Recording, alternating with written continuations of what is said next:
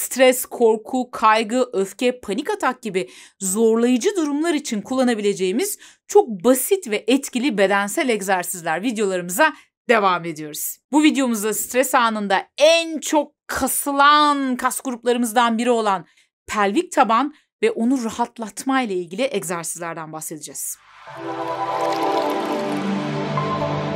Stresle, kaygıyla, depresyonla baş edebilmek için hem bedensel hem de zihinsel teknikleri düzenli olarak uygulamak gerekir. Yani bu işin iki ayağı var. Bedensel teknikler ve zihinsel teknikler.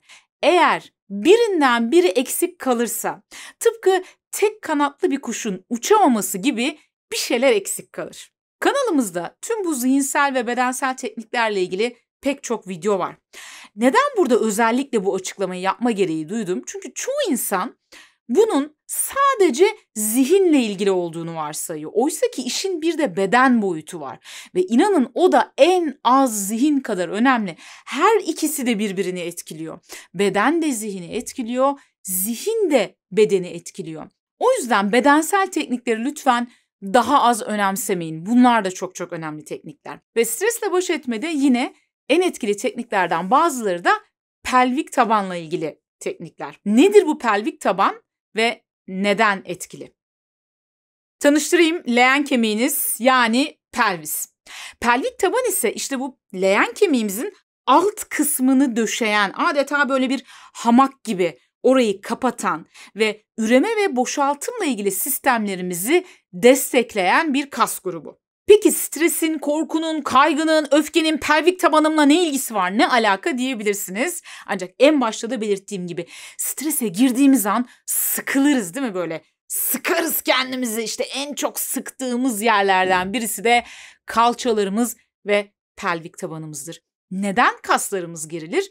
Bunun fizyolojisini diğer videolarımda anlatmıştım. Merak edenler, özellikle vagusla ilgili olanlar başta olmak üzere bu videoları izleyebilirler.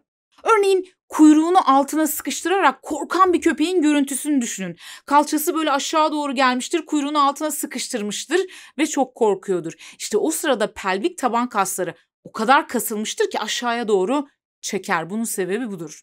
Pelvik taban kaslarımızın hafif bir şekilde sıkılı olması sağlıklıdır ve gereklidir.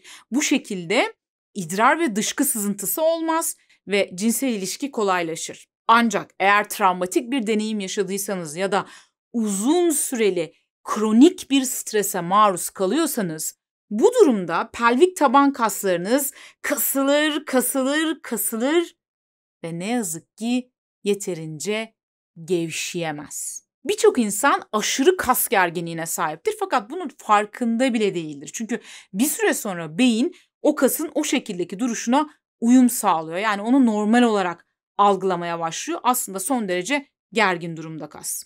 Bu durumu uzmanlar hiperaktif pelvik taban, işte gevşemeyen pelvik taban ya da aşırı gergin pelvik taban şeklinde isimlendirebiliyorlar. Kabızlık, mesaneyi boşaltma sırasında zorluk, cinsel ilişki sırasında ağrı, idrar tutamama, kaçırma, mesane ağrıları, sık sık tekrarlayan idrar enfeksiyonları, aşırı gergin pelvik tabanın belirtilerinden bazıları. Bu konuyla ilgili bir sıkıntınız varsa bir fizik tedavi uzmanı ya da bir fizyoterapistle görüşmenizi öneririm.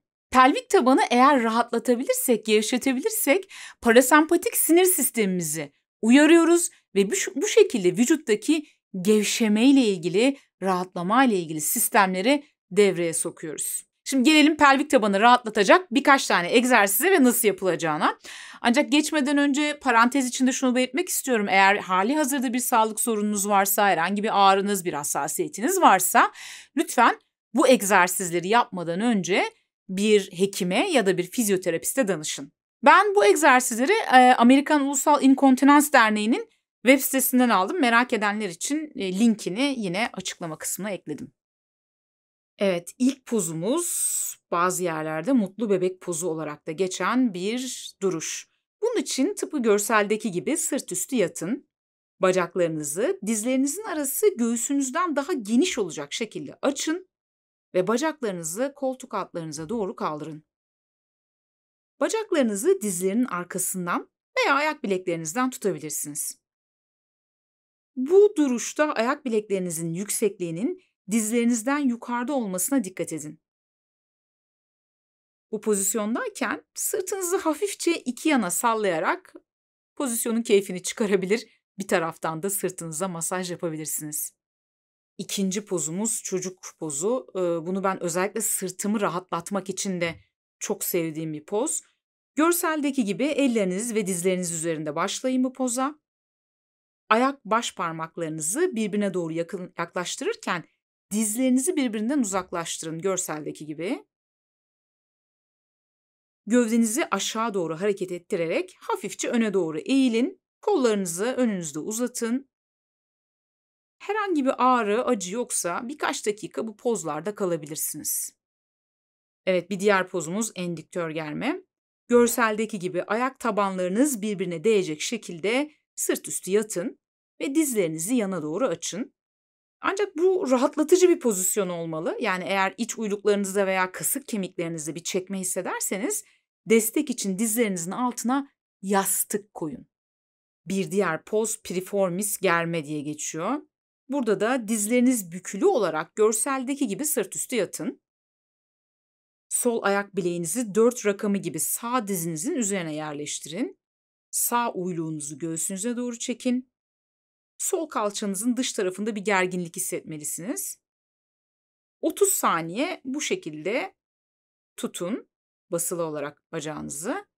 Ardından aynı şeyi diğer bacağınızla tekrarlayın. Bu egzersizler dışında sırt üstü yatarak yapacağınız diyafram nefesi egzersizleri de iyi gelecektir. Bununla ilgili takip ettiğim bir fizyoterapistin birkaç egzersiz videosunun linkini açıklamaya ekledim. Bedensel egzersizler serimiz farklı başka egzersizlerle devam edecek. Eğer siz de bunun devam etmesini istiyorsanız lütfen yorumlarda bizimle paylaşın. Daha neler var elimde. Sinir sisteminizi rahatlatacak, parasempatik sinir sistemini devreye sokacak. Dolayısıyla sizin gevşemenizi, rahatlamanızı sağlayacak, psikolojik direncinizi arttıracak pek çok teknik var. İnşallah bu tekniklerin her birini videolarda paylaşmaya devam edeceğiz. Kanalımızın daha fazla büyümesi ve daha fazla sayıda insana ulaşmasına destek olmak istiyorsanız katıl abonesi olarak, katıl üyesi olarak daha doğrusu bize destek verebilirsiniz. Kanala abone olabilirsiniz. Videoyu beğendiyseniz beğen tuşuna basarak ve aşağıda yorum yazarak bize destek verebilirsiniz.